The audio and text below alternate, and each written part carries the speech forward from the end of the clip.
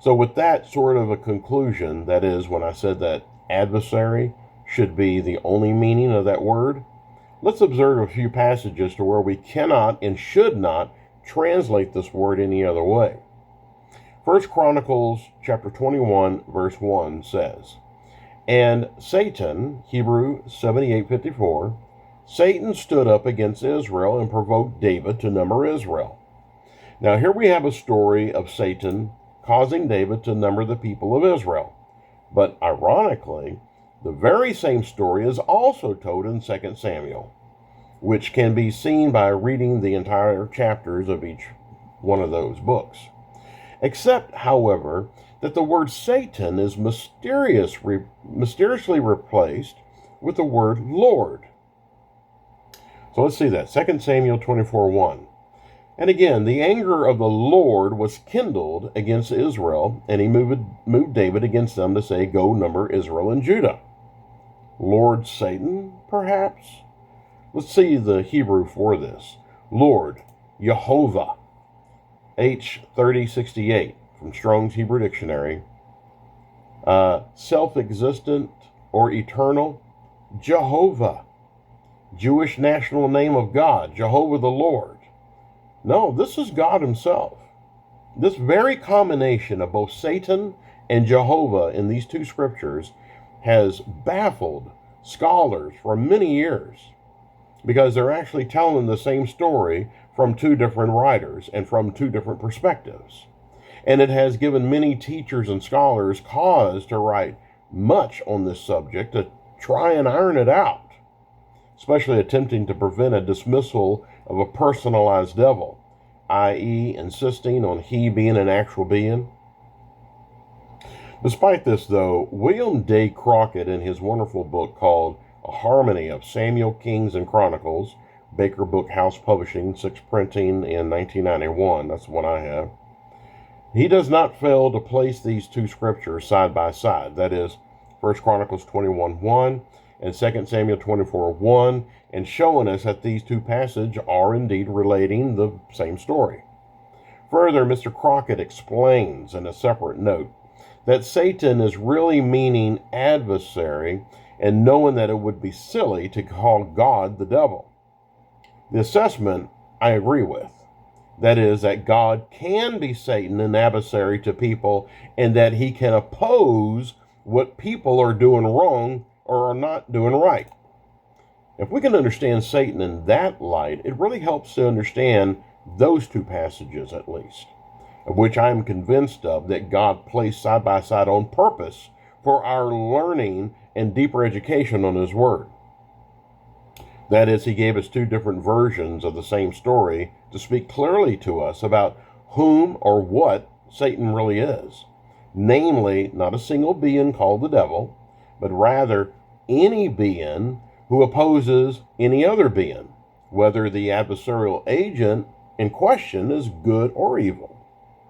However, and it must be admitted to, that Satan in this instance of Scripture was not the Satan, as in the definite article, but simply a Satan, an indefinite article reference, of which thoughts I'll continue to explain until the complete understanding of such is fully explored. But if one were inclined to still believe that Satan is a separate evil being, especially considering what I had spoken about in the very beginning of this present chapter, when mentioning the definite article to our Hebrew word Satan in both Job and Zechariah, and that the word in those two books indicate the Satan and not just a Satan, of which I'm going to speak on once again when I cover Satan from the book of Job in just a little while, then one would be forced to at least conclude that, like in the story of Job, as again we're going to be seeing coming up, Satan was being God's servant rather than his enemy. For even if he were being an enemy to David, it cannot point a finger at Satan as to being an enemy to God, as I'm going to presently show that as well. But even so, let's see a very similar situation to our two scriptures in Chronicles and Samuel, which will continue to paint Satan in a different picture here. Numbers 22, 21 through 22a. Balaam rose up in the morning and saddled his donkey, and he went with the princes of Moab. God's anger was kindled because he went. And the angel of the Lord, Hebrew 30:68, stood in the way for an adversary, Hebrew 78:54, against him. To the readers of the King James Version, that scripture is a bit hidden. That is, in consideration of whom Satan is. For as one can certainly guess, that's what our Hebrew word really is, Satan. Hebrews 78:54, which was replaced mysteriously with the word adversary. Was this wrong of the King James Version panel to do? William Tyndale's 1530 translation says, "And the angel of the Lord stood in the way against him," or as David Daniels, Tyndale's Old Testament translation, a modern spelling edition, Yale University Press 1992, has this passage saying, "The angel of the Lord stood in the way against him." Now, I just read both of those the same way, but one has that old English writing there. And as you can see, David Daniel updates it for us nicely. Both the King James Version and the Tyndale simply suggested an opposition toward Balaam's bad decision. I wholeheartedly agree with their decision to say adversary or against instead of Satan. But since the Hebrew word Satan was used for this opposition in the original text, instead of any other more friendly word, then modern religions who insist that Satan is the devil will have to scratch their heads over this one and ask such uncomfortable questions as, was this angel of the Lord Satan himself, the Satan? And if that is so, then we have the devil once again being a servant of God. Which, if that is the case, it demolishes more and more a traditional teaching of the devil. Not only, but since the word Satan was used so easily and casually in both of these instances, it also begins to diminish the idea that Satan is even a proper name. If it were a proper name, then biblical writers, we would think, wouldn't be so careless in its usage when it came to both the angel of the Lord and even, God forbid, to God himself.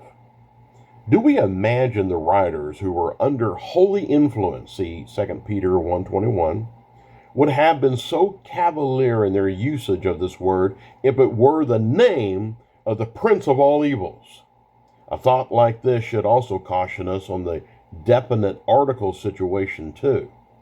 Since being the exact same Hebrew word, if some scriptures were speaking of the devil, then we would have to ask again, why do it be so used so cavalierly in other instances of the Bible when it's simply used as an opposition word for any given situation?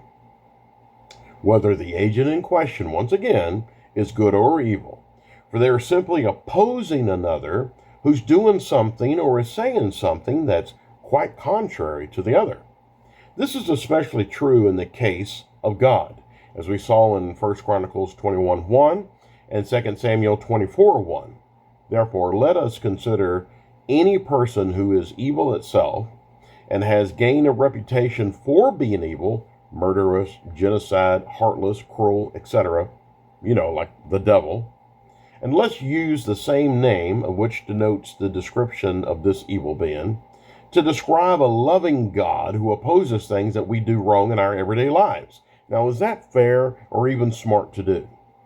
So, even if we can say that in other parts of the Bible, where the definite article is not used to describe the Satan, the evil devil, do we still want to describe God as to being something that's comparable to the prince of evil? That is, using the same exact word, and especially if it were the devil's name. Now, my philosophy on this may not prove that Job did not speak of the Satan, when that's the largest display of the Satan in the definite article in the Old Testament, 13 times. But it should help prove my point when I do tell of whom I believe Job's Satan to be, which once again I'll get into soon enough. But in the meantime, let's watch a man be called Satan in the New Testament by Jesus himself. Matthew 16:23. Jesus turned and he said to Peter, "Get thee behind me, Satan, adversary. You are an offense unto me." Why? Because you savor not the things that be of God, but those that be of men. Now, I've heard a lot of things concerning this, that perhaps Jesus was talking to the evil that was inside of Peter. However, the scripture clearly says that Jesus turned to Peter and directed his speech toward him, showing us at that time Peter himself was being an adversary to Jesus because he was opposing what Jesus was commissioned to do and was seeing things from a worldly point of view as opposed to the thoughts of God. But he was not, however, an evil being, especially considering his holy position for Jesus. And I have an explanatory note for this. He was not, however, an evil being. As I've already explained, and just like in the Old Testament, the New Testament has its displays of the Satan too. Let's look once again at Strong's meaning from the very verse that we are covering. That is in Matthew 16:23. Satan, Satanus, G 4567, Strong's Greek Dictionary of Chaldee origin, corresponding to this other Greek word, with the definite article with it affixed. The accuser. That is, and here it says, the devil, or Satan. What is to be said of this? Of being the definite article. That I was wrong about Peter being the adversary in this verse. That it was truly the devil of fame that was speaking through that disciple. Actually, as we're going to see, and as we plot along here, the Satan is actually going to produce several different meanings, but all of which will have the same basic meaning to each other. What do I mean by that? They all have one thing in common. They are all in opposition to God in godly ways. Again, the Satan, not just a Satan. Or if applied by God himself during trials and tribulations that benefit our learning and our education, there's still bad things being applied by him. Now see, that gets a little different here. Again, in our trials and tribulations for our education, that he himself besets against us. Because God is in total control of every situation, and he won't allow it to go beyond of what he wishes. That is, after we learn our lesson, all of which thoughts I had gone over with a fine-tooth comb in part 1 of this present evil side of creation, part of my book teaching series, in my book called Blaming God, Is It Really His Fault? Which is part 1 of this book here is part 2, in which I spoke on how God actually uses evil elements against us for our education, and even explain how that worked therein. Not only, but I did touch a bit on that issue in chapter 1 of this book. But none of these reasons are because God is evil, God forbid, or that he enjoys evil in any form. No way. It's just a means by which he chooses to do such things.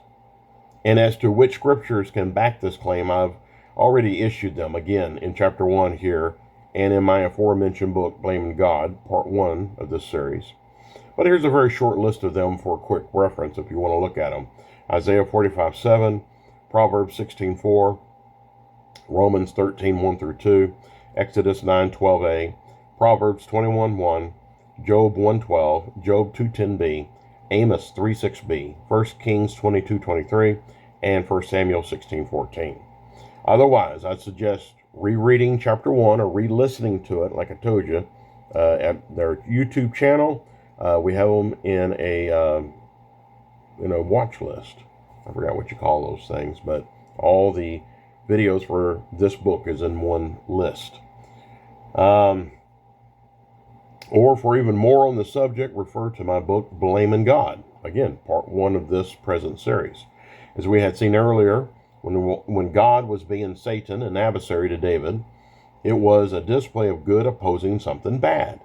And is the same with the angel of the Lord in Numbers 22:21 through 22a, concerning Balaam. But here, when dealing with Peter, and as I'm going to illustrate more and more in the upcoming chapters herein, it was Peter's flesh, that is his carnal thinking, not the skin, but his carnal thinking, that was being an adversary to Jesus.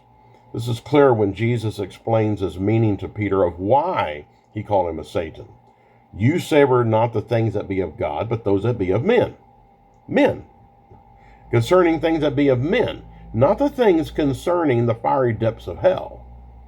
Therefore, the Satan, as again, I'm going to illustrate more and more, is not only carnal man's opposition to goodness toward God's ways, but it also takes on the form of sin itself and of terrible illnesses and diseases to people's bodies, etc. That is, oppositions and adversaries to goodness. So stay tuned for more explanations of this. We're going to be covering this during this chapter and in the next chapter coming up.